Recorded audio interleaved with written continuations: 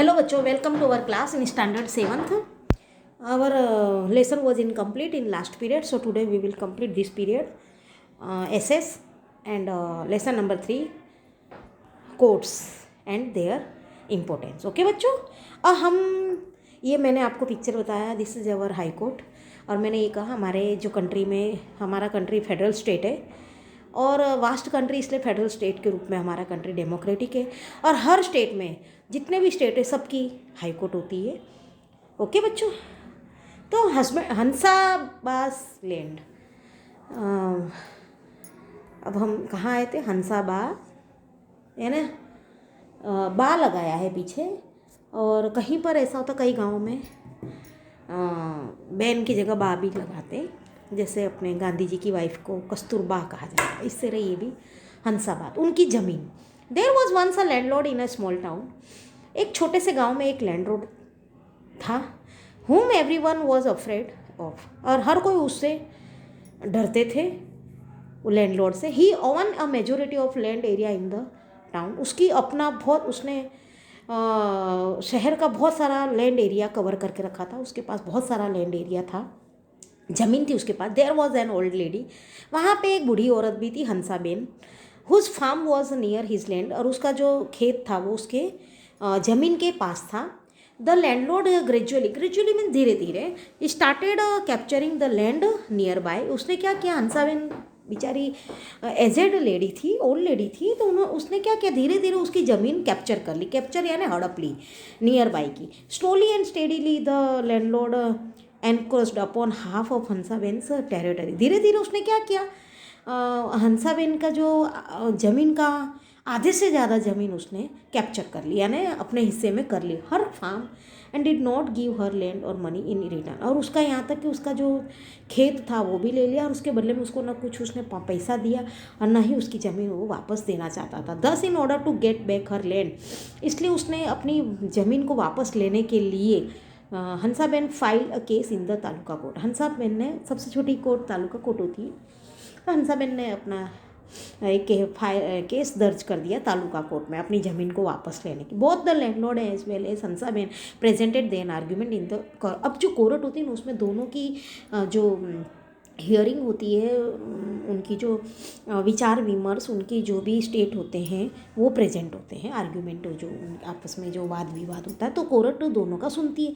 The जज here there argument, जज ने उनके आर्ग्यूमेंट सुने, उनके वाद विवाद सुने, hand gave the verdict in favour of Hansaben, और हंसाबेन के पक्ष में फैसला सुनाया, क्योंकि हंसाबेन सही थी वहाँ पे ना। Only civil cases are heard in the taluka के कोर्ट, तालुका कोर्ट में सिविल केसेस ही हियर्ड होते हैं, यानी सुनाए जाते हैं civil cases.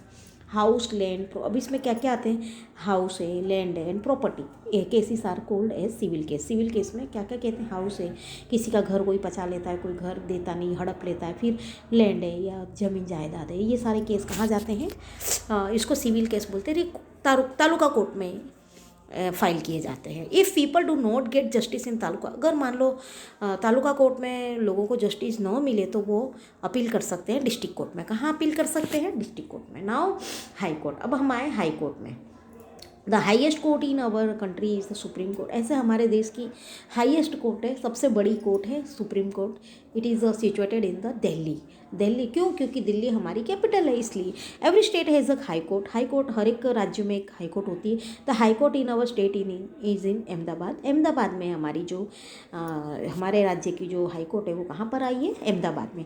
The jurisdiction of courts of all state in decided by the high court. जो जुरिडिक्शन होता है, जो न्याय जो होता है, न्याय तंत्र, वो हमारे high court, by the high court, high court के थ्रू डिसाइडेड होता है हर तरह का। All state is decided by the न्याय तंत्र, किसके थ्रू?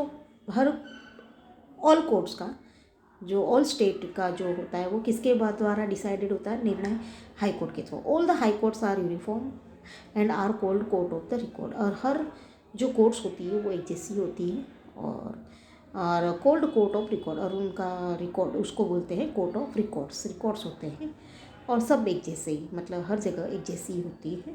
हाई कोर्ट्स आर हर स्टेट में, जैसी भी हाई कोर्ट, सबका एक ही रूल्स रेगुलेशन होता है। देयर आर अदर जजेस टू हेल्प द मेन जज at the high court. High court में एक मेन जज होता है, उसके बहुत सारे हेल्पर्स होते हैं, हेल्प करते हैं मेन जज की। दूसरे भी बहुत सारे जजेस होते हैं जो मेन जज की हेल्प करते हैं। Anyone has the right to appeal in the high court for public welfare. हर किसी को अधिकार है हाई कोर्ट में अपील करने का, वो भी लोगों की वेलफेयर के लिए, सुविधाओं के लिए, सुख के लिए, लोगों के हित के लिए अपील करने का राइट है किसी को भी हाई कोर्ट में। How ever if anyone appeal for the wrong reason, अगर मान लो कोई गलत इरादे से, गलत कारण से कोई अपील करता है हाई कोर्ट में, तो and waste the courts time, और कोर्ट्स का टाइम वेस्ट करता है अदालत का, she he could be punish, तो उसको सज़ा दी जाती है, सज़ा के काबिल होता है, उसको सज़ा मिलती है। Things to know, the state high court जज take the oath in front of the governor. जो हाई कोर्ट का जज होता है ना, वो गवर्नर, हमारे जैसे एंटायर हमारी कंट्री, मैंने आपको पहले कहा बहुत बड़ी कंट्री है, तो वास्ट कंट्री, इसलिए हमारे यहाँ फेडरल स्टेट है। तो स्टेट लेवल जैसे हमारे नेशनल लेवल पर जो गवर्नमेंट होती है उसको यूनियन या सेंट्रल गवर्नमेंट कहते हैं, और जो स्टेट लेवल पर होती है उसको बोलते हैं स्टेट गवर्नमेंट। ठीक है, तो जो स्टेट गवर्नमेंट होती है और जो पहले जो एंटायर नेशन में जो यूनियन गवर्नमेंट होती है, तो उसका जो मेन जो हेड होता है जैसे, तो वो हमारे प्रधानमंत्री है। अब प्रधानमंत्री है तो प्रधानमंत्री एंटायर देश के हैं। इसी तरह स्टेट के जो होते हैं वो मुख्यमंत्री होते हैं, उनको चीफ मिनिस्टर बोलते हैं, और प्रधानमंत्री को प्राइम मिनिस्टर बोलते हैं। तो हर देश का एक प्रेसिडेंट होता है। जैसे हमारे कंट्री के प्रेसिडेंट है, आपको मालूम, श्री रामनाथ कोविंद है ना, तो वो है। तो इस तरह वो तो हमारे एंटायर नेशन के हुए प्रेसिडेंट। तो जैसे प्रेसिडेंट का जो रोल है देश के प्रति, ऐसे ही गवर्नर का रोल होता है स्टेट के प्रति। हर राज्य में गवर्नर होते हैं। देश में एक ही पूरे देश का एक प्रेसिडेंट होता है, इसी तरह पूरे राज्य का एक गवर्नर होता है। और जो हमारा हाई कोर्ट है राज्य की, जो राज्य के लेवल पर जो सबसे बड़ी कोर्ट है राज्य लेवल पर, तो स्टेट लेवल पर वो हाई कोर्ट है। तो वहाँ का जो जज होता है वो ओथ लेता है। ओथ यानी प्रतिज्ञा लेना, शपथ लेना। वो किसके सामने लेता है? गवर्नर के सामने। ठीक है। जनरली लॉयर्स आर्ग्यू इन ए हाई कोर्ट, और जो ज़्यादातर जो लॉयर होते हैं ना, वकील, वो हाई कोर्ट में आर्ग्यूमेंट करते हैं, डिस्कशन करते। इफ़ रिक्वायर्ड बहुत पिटिशनर यानी जो फाइल दर्ज करते, केस दर्ज करते, उनको पिटिशनर कहते हैं। And the accused are called in the court, और वो दोनों जो होते हैं पार्टी, वो दोनों एक्यूज करती है किसमें? कोर्ट में। ओके, उसको called the court. Judgment for Gabbar, अब गब्बर है, गब्बर उसका जजमेंट, उसका फैसला, गब्बर के लिए क्या फैसला है। There was a village called, हमने पहले हंसाबेन का पढ़ा केस, अब हम गब्बर का केस पढ़ेंगे। There was a village called Ranpur नाम का एक गांव था। The head of that village was Lalji Mukhi.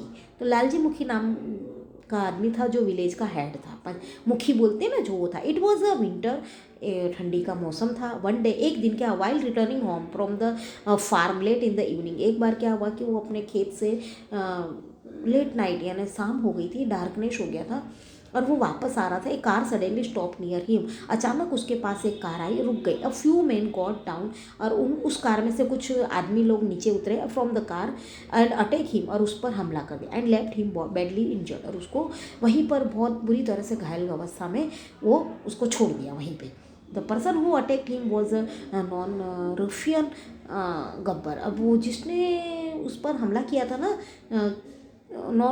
तो पर्सन हु अटैक्ड हिम, तो मुखी पर, तो उसका नाम था गब्बर। मुखी file a case against Gabbar and got him arrested, और मुखी ने क्या किया, केस दर्ज किया किसके खिलाफ? गब्बर के खिलाफ, और उसको अरेस्ट करवा दिया। Gabbar was asked to remain present in the court, Gabbar को कोर्ट में उपस्थित होने को कहा गया। After the argument from both the lawyers, दोनों के वकील थे, तो दोनों पार्टी के वकीलों का आर्ग्यूमेंट हुआ। उसके बाद तक क्या हुआ कि the judgement was passed in Gabbar's favour, और वो दोनों ने, मतलब दोनों के वकील की आर्ग्यूमेंट के सुनने के बाद कोर्ट ने फैसला गब्बर के फेवर में किया। गब्बर के पक्ष में फैसला आया।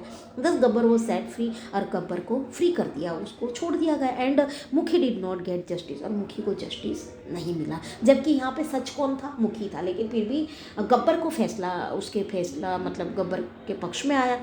गब्बर kept threatening मुखी repeatedly and even threatened to kill him. अब क्या किया, अब गब्बर के पक्ष में फैसला आया तो गलत को गलत मतलब वो तो रॉन्ग था, इंसान भी ऐसा नहीं, तो बार बार है ना उसको धमकी देने लगा, यहाँ तक कि उसको मारने तक की भी धमकी देने लगा मुखी को, क्योंकि एक बार उसको मतलब उसके फेवर में फैसला आ गया तो उसके पर और निकला, वो ज़्यादा मतलब वो बन गया,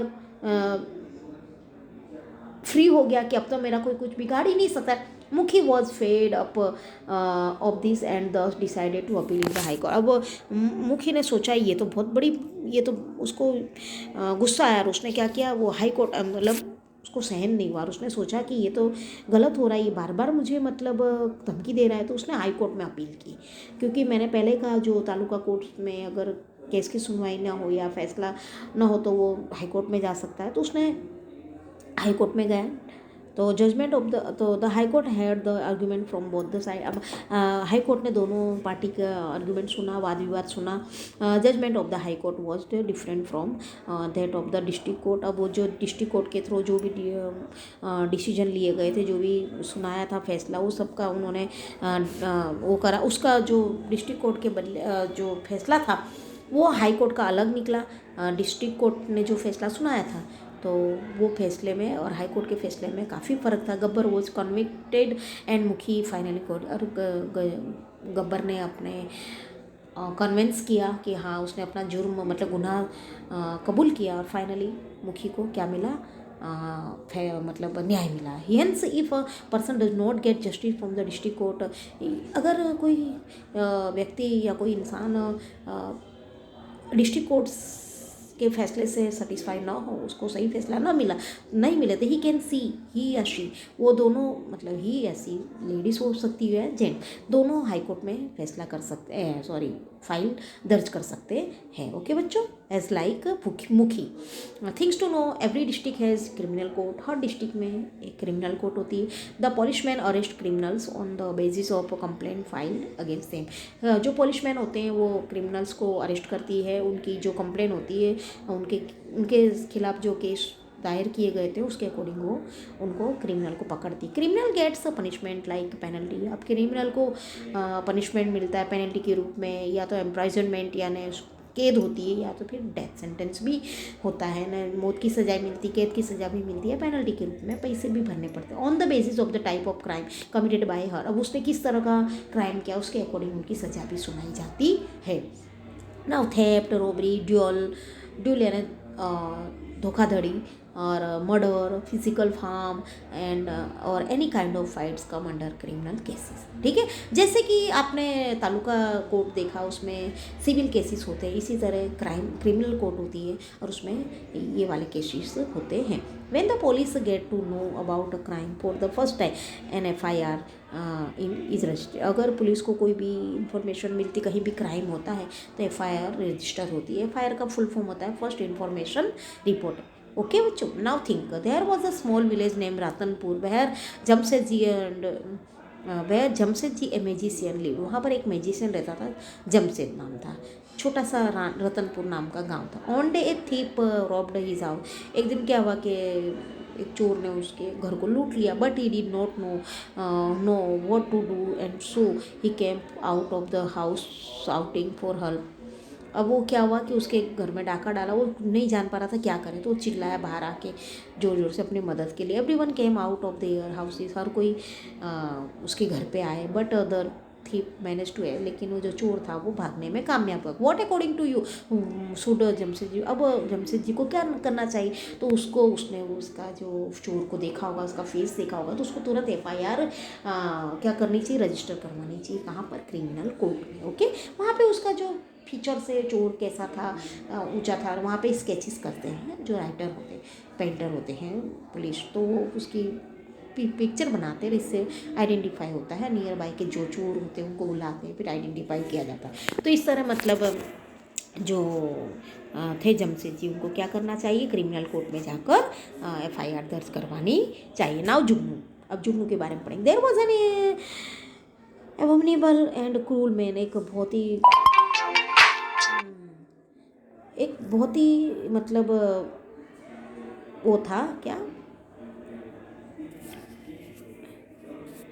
क्रूल मैन था जो, सॉरी बच्चों फॉर डिस्टर्बेंस, बहुत ही निर्दयी था। नेम जुगनू उसका नाम था, और गुंडा था, गुंडा टाइप का था, उसका नाम जुगनू था। People were afraid of him as he could rob and kill anybody. भयानक मतलब वो खतरनाक भी था और क्रूल यानी निर्दयी था। लोग उसकी क्रूरता से और किसी को भी मतलब डरते थे। क्यों? क्योंकि वो किसी को भी लूट लेता था या किसी को भी मार देता था, मार सकता था। वन डे ए सोशल वर्कर, एक दिन क्या हुआ, सोशल वर्कर या ना समाज सेवक विजिटेड दैट विलेज, उस गांव में आया। Since Jugnu's debts were so of a criminal offence, वो जानता था उसका जो जुगनू की सच्चाई कि उसका जो क्रिमिनल ऑफेंस है, मतलब उसका जो क्रिमिनल रिकॉर्ड था उसके बारे में जानती थी वो। Sorry, she filed a case against him, और उसने क्या किया कि उसकी क्रिमिनल रिपोर्ट के बारे में जान, बाकी सब लोग तो डरते थे, उसके खिलाफ कोई लड़ नहीं सकता, लेकिन जो सोशल वर्कर थी उसने फाइल केस कर दी उसके against him in the district criminal court. District criminal court में उसके खिलाफ FIR दर्ज करा in order to save people from his terror. उसको मतलब लोगों को उसकी टेरर यानी उसकी क्या बोलते हैं, टेरर यानी बोलते हैं क्या हिंदी में भयानकता या हिंसा, तो उसकी जो हिंसा प्रवृत्ति से बचाने के लिए उसने ऐसा किया था। He was tried in court but the lady lost the case. अब वो भी गया कोर्ट में और तो लेकिन लेडीज़ जो थी वो केस हार गई, क्योंकि वहाँ पे जो गांव में जो भी लोग थे उसके खिलाफ बोलने के लिए तैयार नहीं हुए, क्योंकि उससे सब डरते थे। तो किसी की हिम्मत ही नहीं हुई उसके खिलाफ बोलने की, गवाह देने की। However people had stood witness against Jugnu without fear, what verdict would have been pass. अगर लोग उसके खिलाफ निडर होके बिना डर के उसके खिलाफ बोले होते, गवाह दी होती, तो केस क्या होता। तो लेडी जो सोशल वर्कर थी गॉट जस्टिस एंड वो केस क्या होती है, विन द केस, उसने जीता होता, वन द केस। तो उसने केस जीता होता, लेकिन यहाँ पर क्या हुआ कि कोई बोला नहीं, इसलिए वो केस हार गई social worker. Now think who is usually present in a court. Usually court में कौन जाता है, लॉयर जाते हैं, जजेस जाते हैं, पिटिशनर्स जाते हैं, मुजरिम जो गुनहगार होते, क्रिमिनल होते। Who argues in the court, what two parties lawyer, which type of cases are heard in the court. कौन से तो क्रिमिनल है, थेफ्टिंग है, हाउसिंग रॉबरी है, ये सब केसेस सुनाए जाते हैं। Why does the court gives verdict, क्यों देती है, तो because to protect people and give justice to people, and punishment would be given to robbers and criminals. What will happen if the court does not pass any word? अगर क्या होगा अगर court कोई फैसला नहीं सुनाएगी तो what will happen if the judgment is not accepted. अगर कोई फैसले को स्वीकार नहीं करेगा तो क्या होगा। What will happen if people do not have money to pay to the, अगर कोर्ट को लोग पैसे नहीं देंगे जो केस लड़ते हैं तो क्या होगा। Now meet the people related to the judiciary, collect the required information. अब आपको जुडिशरी में जाकर, न्यायपालिका होती है ना, वहाँ जाकर आपको कुछ इंक्वायरी जो होती है, इन्फॉर्मेशन कलेक्ट करनी। वर्ड मीनिंग, पिटिशनर का मतलब, जज का मतलब, लॉयर का मतलब, civil case, criminal case, arrest, warrant, appeal, FIR, client, witness, custody, ये सब का मतलब आपको जानना है। मैं आपको सेंड करूँगी, ओके बच्चों। Now detail of criminals crime where do file. अब जो क्राइम होता है तो थेफ्ट एट होम, अगर घर में चोरी हो तो कहाँ जाएंगे, तालुका कोर्ट में। Taking possession of another house, कोई ने किसी का घर हड़प लिया तो कहाँ जाएंगे, तालुका कोर्ट में। तो ये सब आप चोरी हुई हो तो if one does not gate justice from the taluka court में अगर जस्टिस न मिले तो कहाँ जाएंगे, district court. Now courts pass judgment when a court has to investigate the matter minutely to avoid injustice, a case get delayed। Sometimes court जो है वो फैसला सुनाती है पूरी तरह से एकदम मिनटली, मतलब सूक्ष्म रूप से पूरी तरह से मतलब वो उसको मतलब इन्वेस्टिगेट करती है, छानबीन करती है, अच्छी तरह से छानबीन करने के बाद ही, यहाँ तक कि इनजस्टिस को अवॉइड करने के लिए, कहीं किसी के प्रति अन्याय ना हो तो केस को लंबा भी खींचती है ताकि उनको अच्छे से अच्छे सबूत मिले और सही तरीके से न्याय हो सके। To reduce the workload of the high court का वर्कलोड कम करने के लिए Lok Adalat have been put into practice. तो लोक अदालतों का निर्माण किया गया ताकि वहाँ पे क्विकली वर्डिक होता है, फैसला सुनाया जाता है और इनएक्सपेंसिव, ज़्यादा खर्चीला भी नहीं होता है। लोग मतलब कई बार ऐसा होता है कि केस लड़ने के लिए लोगों के पास पैसा नहीं होता, तो एक लोक अदालत ऐसी जहाँ पर इनएक्सपेंसिव है ना, सस्ते, मतलब बिल्कुल ही सस्ते में केस लड़ा जाता है और चीप कॉस्ट होती है और वहाँ पे टाइम की भी बचत होती है। लोक अदालत फाइंड सॉल्यूशन फॉर रिकॉन्सिलेशन। तो लोक अदालत कई मतलब रिकॉन्क्लिएशन, तो जो होती लोक अदालत बहुत सारे केसेस को लड़ती है और फैसले सुनाती है। तो बच्चों यहाँ पर आपका चैप्टर फिनिश होता है। I will send exercise in short time. Okay बच्चों, बाय।